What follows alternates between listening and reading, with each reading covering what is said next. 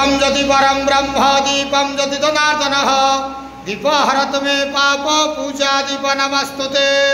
धवलेश्वर महाप्रभु संसार सुखी रख समस्त भक्त मानक श्रीपद कर मनस्कामना पूर्ण कर कर्म क्षेत्र उन्नति कर ग्रह रिष्ट मान खंडन कर।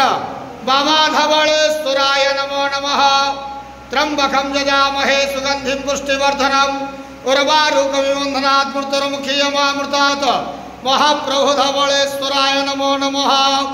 संसार सुखी रखत आनंद केवार हरि बोलो।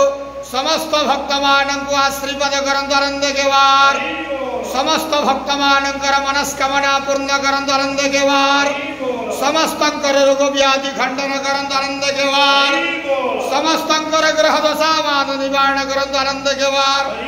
धवलेश्वर महाप्रभु समस्तंको श्रीपद करंत